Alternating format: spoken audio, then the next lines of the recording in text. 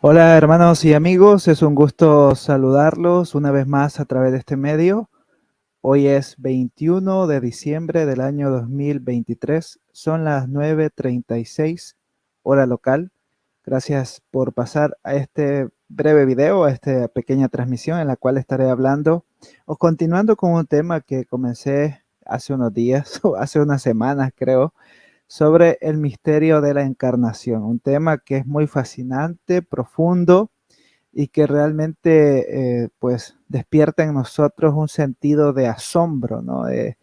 Nos lleva a la adoración a Dios, nos conlleva a contemplar a este glorioso misterio, este glorioso evento que denominamos así como la encarnación del Verbo.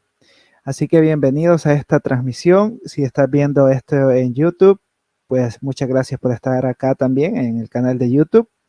Quiero comentarte que esta es la segunda parte. La primera la puedes encontrar en el canal de YouTube. Ahí está la primera, pues el primer video que hablamos sobre esto y ahora seguiremos tal vez avanzando un poco más, esperando que sea de provecho y de utilidad para para alguna persona que llegue por estos rumbos, ¿no?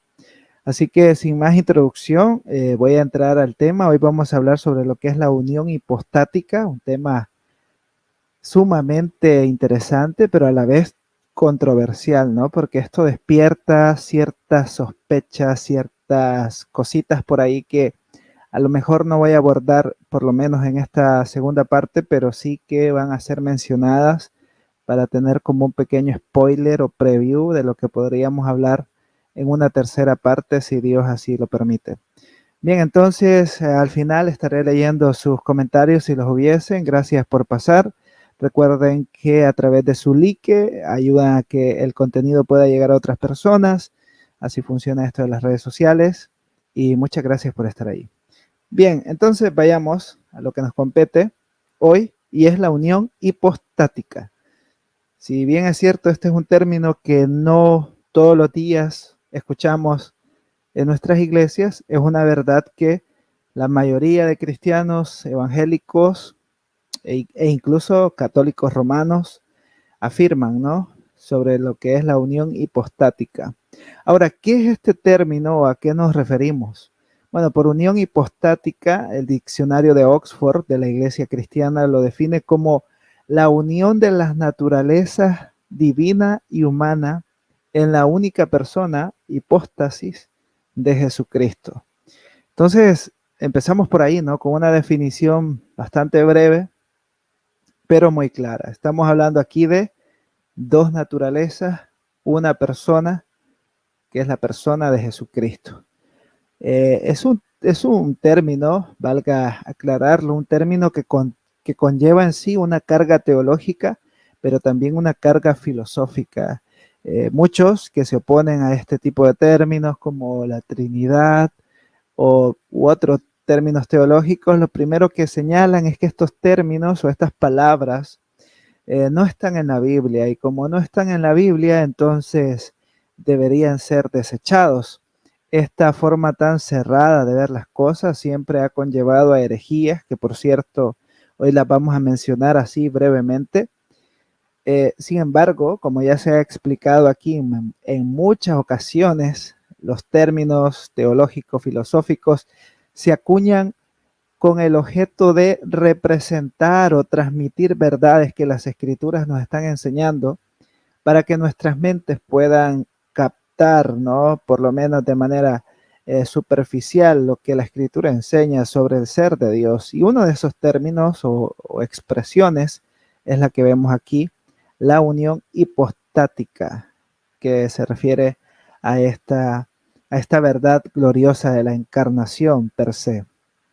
Bien, dicho esto, es importante entonces ampliar un poco más lo que el diccionario está diciendo y pudiéramos decir que la unión hipostática significa que Jesucristo es verdaderamente divino y verdaderamente humano en la unión más perfecta. Esto ya lo discutíamos en la primera parte, la parte uno sobre este tema, y es que Jesucristo es verdaderamente Dios y verdaderamente hombre. No es que sea 90% Dios o un poco hombre y mucho Dios, sino que es completamente y verdaderamente humano y es completamente y verdaderamente Dios. Entonces, a esta unión, a este hecho, ¿no? Se le conoce como la encarnación, la unión hipostática. El Hijo de Dios no pierde su perfección, no pierde su gloria, sino que ahora Él, siendo Dios, subsiste gloriosamente, y este es el misterio de la encarnación, ¿no? Subsiste tanto en una naturaleza humana como en una naturaleza divina. Y esto es muy importante que lo recordemos particularmente en estas fechas, ¿no? Que se está hablando sobre el nacimiento de Jesucristo. Hay algunos que están hablando de Navidad, pero ven a Jesús como el niño chiquito, bebecito tierno que está ahí, que pues es un niño que está en uno de los lugares más difíciles para nacer, etcétera, etcétera. Nos quedamos con esa escena, ¿no? Muy clásica del nacimiento de Cristo. No obstante, si bien es cierto que esto no captura históricamente lo que pudo haber ocurrido, el hecho en sí, es decir, el nacimiento de Cristo, el nacimiento de Jesús, enmarca, como bien lo dijo Herman Bavinck, enmarca el hecho más glorioso, el hecho más grande que ha ocurrido en la historia del mundo, la encarnación del Verbo, Dios hecho hombre. Y creo que esto debería a nosotros como cristianos asombrarnos, maravillarnos, llenarnos de gozo, de humildad también, sabiendo que este Salvador glorioso, que este Rey del universo vino a nacer, vino, tomó esta forma de siervo, como dice el apóstol Pablo, para salvar a pecadores como tú y yo. Así que como nosotros, ¿no? Que Él ha tenido tanta gracia, tanta misericordia para nosotros que estábamos en la peor de las condiciones, pero qué bueno es el Señor. Así que este término unión hipostática nos anuncia, ¿no? Indirectamente nos anuncia eh, de la obra redentora, pero se concentra más en el ser de Dios, en la persona de Jesucristo, mejor dicho. Y aquí cito o se cita lo que es parte de la fórmula de Calcedonia, que dice, no como dividido o separado en dos personas, sino uno y el mismo Hijo y único engendrado Dios, el Verbo, Señor Jesucristo. Ahora, algunos estarán diciendo, bueno, ¿y a qué horas vamos a ver la Biblia? Y aquí vamos a esto, ¿no? A lo que la Escritura nos enseña al respecto. Porque esto es uno de los asuntos más medulares, y es que la unión hipostática, repito, el término no está literalmente en la Biblia, pero sí las verdades al respecto están inmersas en el texto. Quiero mencionar rápidamente 4 pasajes o 4 referencias bíblicas. Y están, por ejemplo, Juan capítulo 1, versículo 1 y versículo 14. Se nos dice que en el principio era el verbo, y el verbo era con Dios, y el verbo era Dios. Quiero notar que aquí no estamos citando la traducción del Nuevo Mundo, la que usan los testigos de Jehová, o la que podríamos decir los arrianos, ¿no? Del nuevo siglo, porque ellos aquí en esta parte dice, si no mal recuerdo, y el verbo era un Dios. Recordemos que para los testigos de Jehová, pues Cristo viene a ser creado, ¿no? Tal como el arianismo lo suponía o lo presentaba en aquel momento. Y luego en el versículo 14 dice, y el verbo se hizo carne y habitó entre nosotros. Vemos aquí que verdaderamente divino, o verdaderamente Dios y verdaderamente hombre. El apóstol Pablo en Filipenses 2, 6 al 8 habla de que Cristo, siendo en forma de Dios, no consideró ser igual a Dios como algo a que aferrarse, sino que se despojó a sí mismo, tomando forma de siervo, haciéndose semejante a los hombres. Pablo contrasta estas grandes verdades del Evangelio. Jesucristo, verdaderamente Dios, verdaderamente hombre. Para Pablo, recordemos que Pablo, un judío, él no choca con esta verdad de que Cristo, de que Jesús es el Hijo de Dios, de que Jesús ciertamente es un hombre, pero ciertamente también es Dios. Hebreos 2, 14 al 18 se enfatiza la completa humanidad de Jesús, declarando que participó de carne y sangre y que fue probado en todo según nuestra semejanza. Y cuando habla de nuestra semejanza, se refiere a nuestra humanidad, por supuesto, y el texto hace una distinción muy clave aquí, pero sin pecado. Cristo Jesús sí fue un hombre, pero no pecó. Esto lo afirmamos claramente y con toda seguridad, porque es una verdad evangélica. Uno, segundo, es un hecho deducible del propio mensaje y obra de Cristo Jesús, y por lo tanto, pues, estamos seguros de ello. Y Colosenses 2.9, un texto también mal utilizado por los arrianos, ¿no? O por otras sectas, dice, pero aquí se nos refleja algo más glorioso, porque en él habita corporalmente toda la plenitud de la deidad.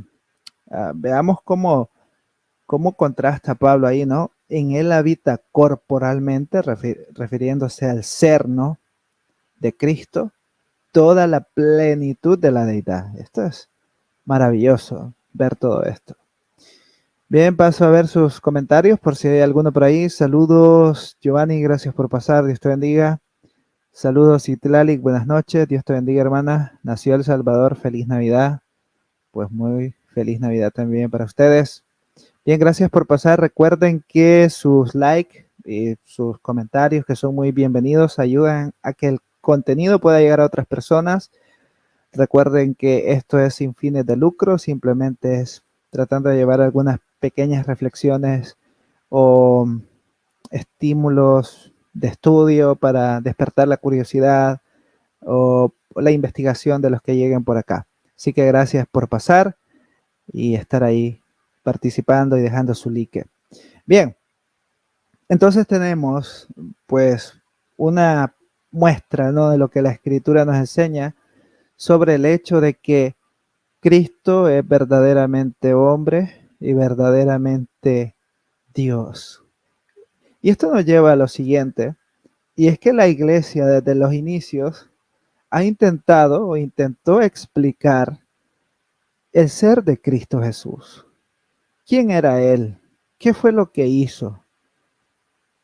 Y así se fueron desarrollando diferentes herejías, enseñanzas que tal vez nacieron con una motivación de investigación, de profundización, pero que se fueron alejando del texto, alejándose de la revelación de las escrituras. Entre esas herejías cristológicas que fueron debatidas en diferentes concilios, tenemos las siguientes: el docetismo, que fue una de las primeras herejías, la cual afirmaba que Jesús solo parecía ser humano, es decir, no es que fuera humano, sino que tenía una apariencia, de modo que se negaba que Jesús eh, fuese verdaderamente humano, y eso pues está en contraposición o está en contra de todo lo que los textos nos enseñan sobre su nacimiento, sobre sus necesidades. Los evangelios no ocultan que Jesús tuvo hambre, que tuvo sueño, que tuvo sed. Se nos muestra su sufrimiento.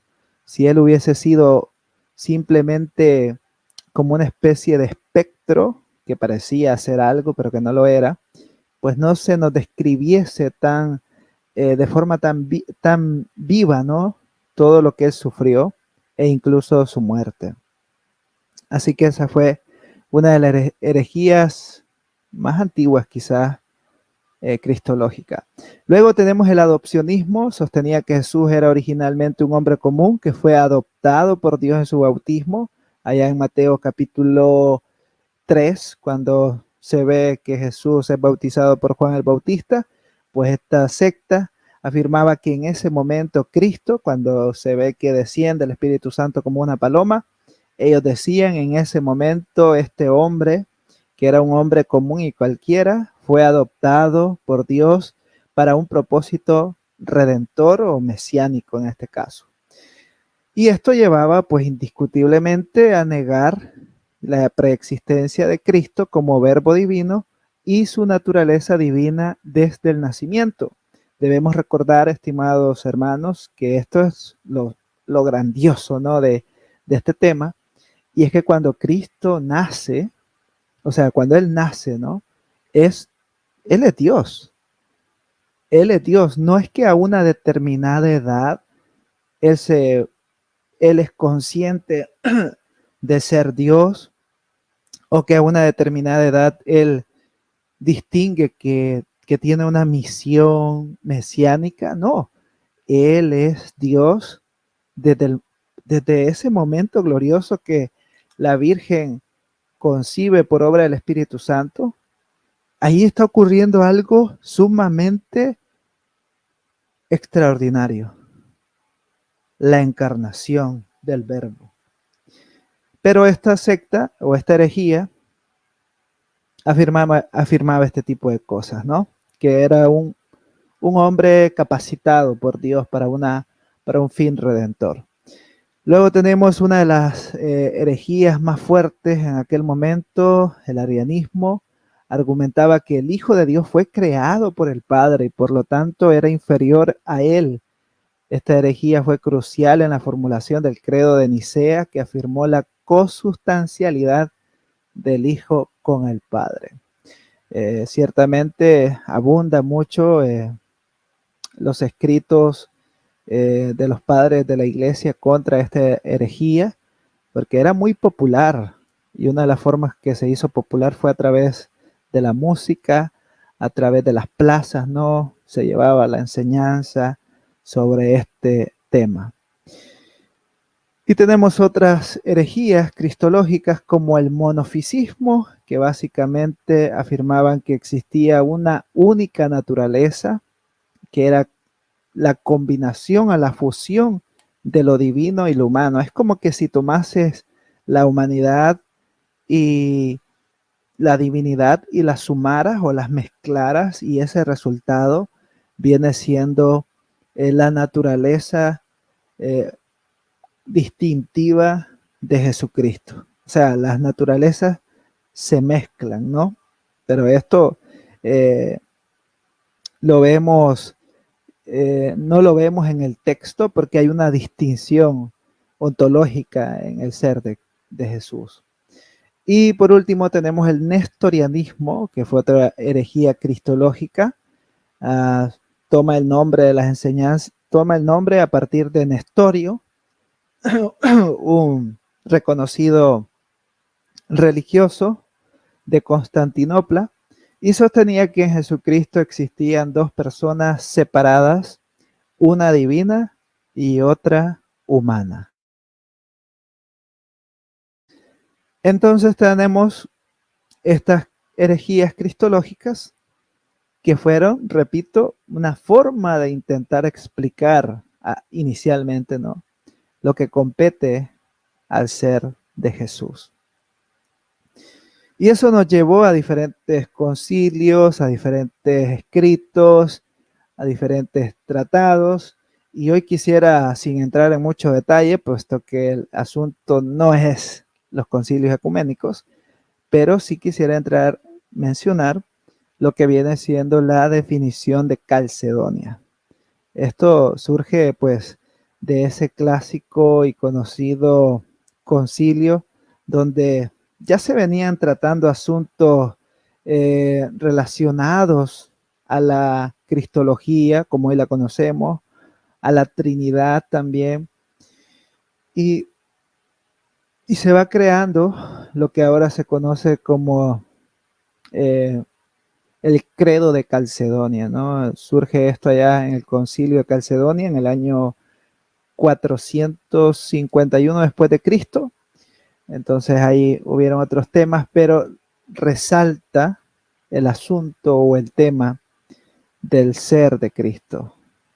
Bien, en ese entonces, en ese momento, se da la siguiente definición.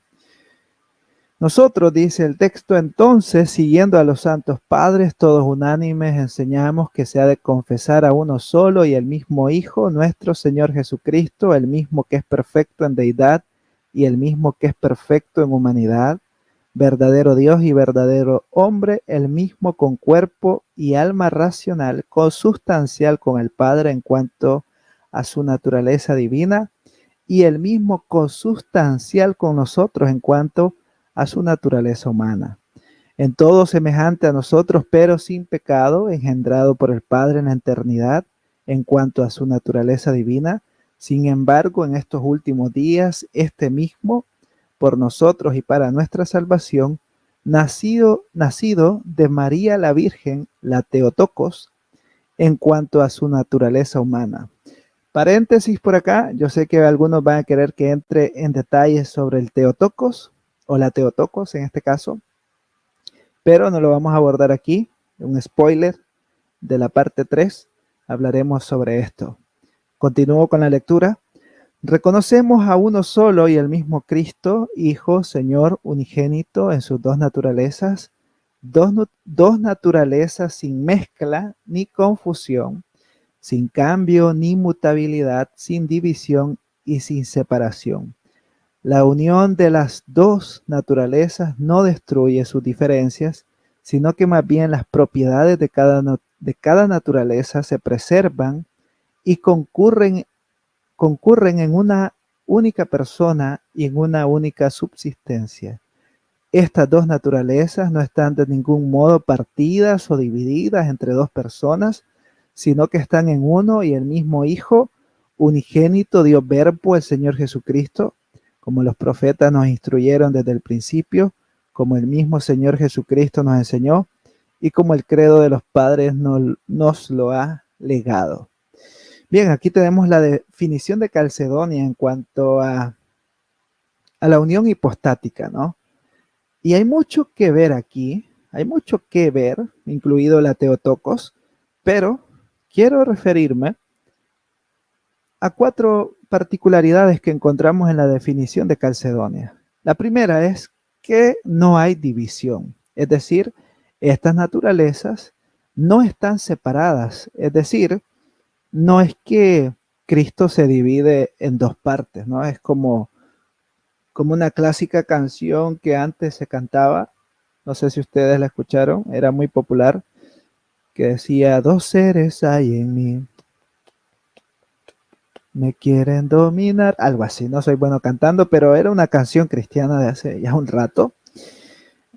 Cristo no tiene ese asunto, no posee esa característica de una división, que la persona del Hijo está como distribuida, sino que es una persona, es una persona. Segundo aspecto que veo en esta definición de Calcedonia es que no hay cambio. En la encarnación, nuestro Señor Jesucristo mantuvo y continuó ejerciendo las perfecciones divinas. Vemos esto en los evangelios, de que Él sigue presentándonos sus atributos como Dios, ¿no? La asunción de la carne humana no alteró ni afectó la naturaleza divina, ni fue la naturaleza divina dejada de lado. Entonces, esto es maravilloso pensar que Cristo no cambió, no mutó su naturaleza, no hubo un cambio en él. Tercero, no hay confusión, no hay mezcla de las naturalezas divinas y humanas. Esto ya lo mencionábamos hablando previamente de las herejías, ¿no? De que había el monofisismo, afirmaba que solo había una naturaleza, la cual era una mezcla de la naturaleza humana con la divina, pero Calcedonia afirma y sostiene que las naturalezas permanecen distintas.